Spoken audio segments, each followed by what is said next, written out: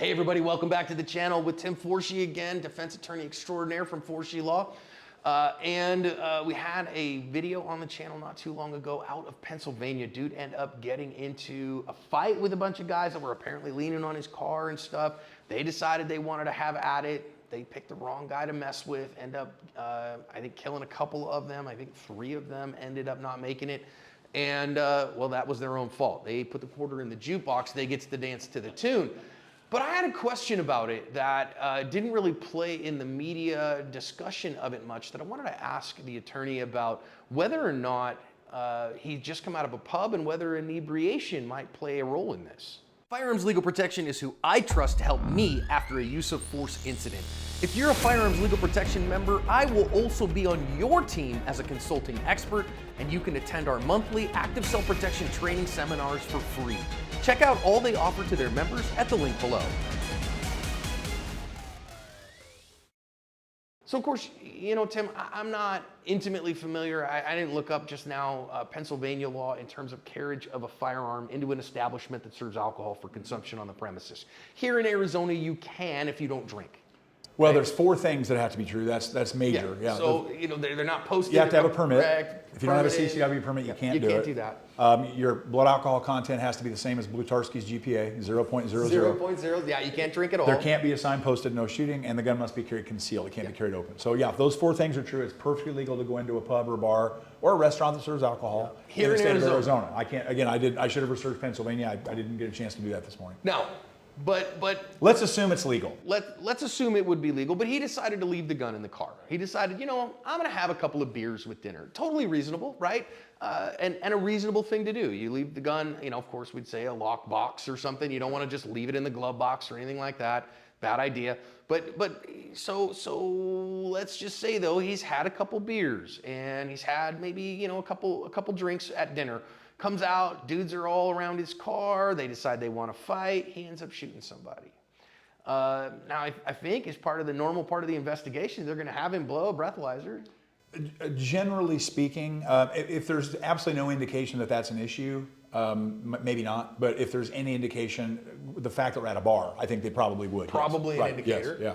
Yeah. So let's say, I mean, he's not maybe over the legal limit, but he's a 0.05 or something like that. He has alcohol in his system for sure. Could that cause problems in the justification defense? For the answer is issue? yeah. Sorry to say yes, it could. And here's kind of why. Again, weirdly enough, I had a student, I would say client instead of student. I had a student in a class just this past weekend in a CCW class, and he said, hey, look, let's say that me and my wife are home and we had dinner and we go into the living room to watch a movie and we've each had a couple glasses of wine. Maybe I'm on my 3rd glass of wine. Somebody tries to break into my house. I'm forced to use lethal force to defend me and my family.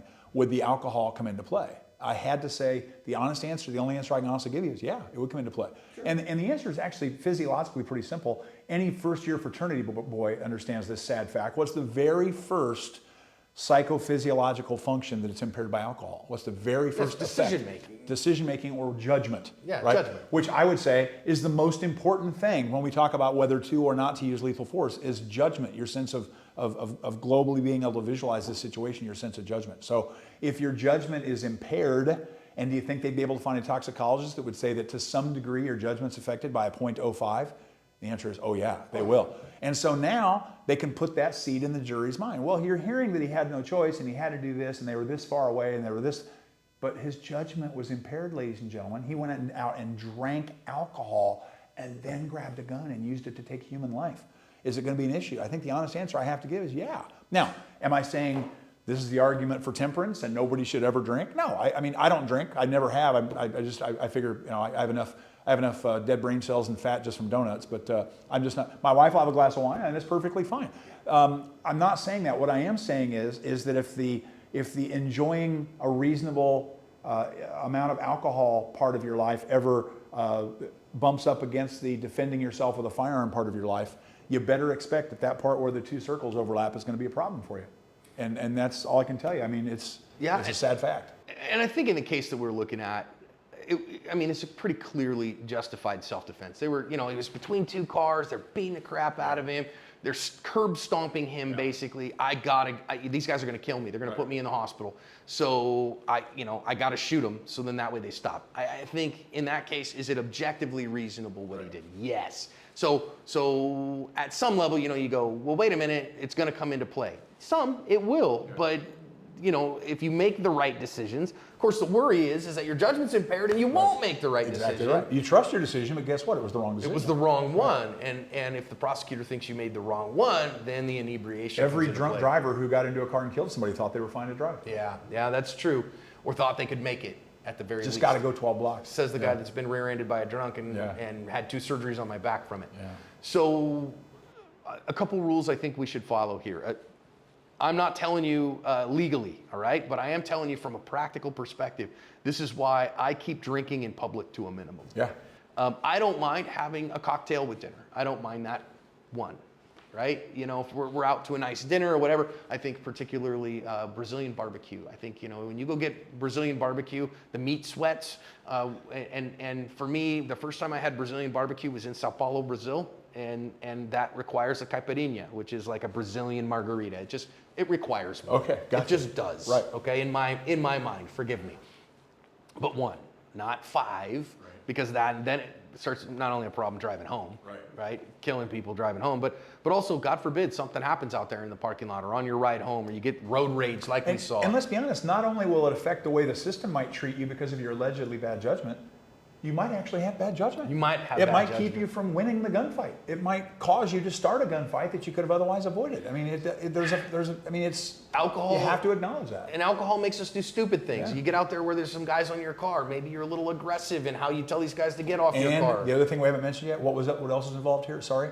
Women. Yeah, I mean, there were ladies there. And by God, we've got to impress the women folk. Yeah. We got to posture and pound chests a little bit. I got an ego to protect and all those things. That gets worse. And if that's a second date, if it's me and my wife now, I'm going to see those guys and go, hey guys, I'm sorry to be a pain in the ass. I hate to ruin your night, but me and my wife got to get home. We got to get the babysitter. And hopefully that works. If they go, F off, then guess what I'm going to do? I'm going to turn around, walk back into the establishment, talk to security, call the cops, hopefully watch through the window. When they finally disperse, I'll get in my car and leave. I'm not going to press the issue. If I'm on my second date with my new girlfriend and I'm 31 years old, let's be honest with each other. I'm probably going to go out there and mix it up a little bit. 31 years old? Tim, I was married for 12 years when I was 31 years old. My God. Well, you got it right the first time too. So I did, yeah. It took me longer, but I did get it right the first time. I did get it right. But the point being is that you make bad decisions because of alcohol. You make bad decisions because of people. What's John Farnham always say? Don't do stupid stuff with stupid people in stupid places. Yeah, and we added number 4 at sprinkle a little stupid alcohol times. on that. Right? Yep. Sprinkle a little alcohol on that with a couple of good-looking ladies standing around, and dumb stuff happens. Yeah. So, will it come into play? It will. Am I telling you not to drink in public or not to drink alcohol? I'm not telling you that. I'm personally, Tim's a teetotaler. I'm a bourbon aficionado. I love good bourbons.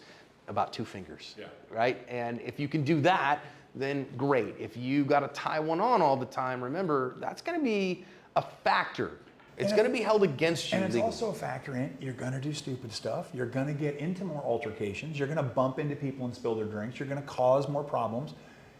Drinking in public, yeah. I mean, that's something, a lot of folks do when they're in their 20s and 30s, but by the time you get a little bit of gray in your beard, Get smarter. Yeah, get smarter. We should learn.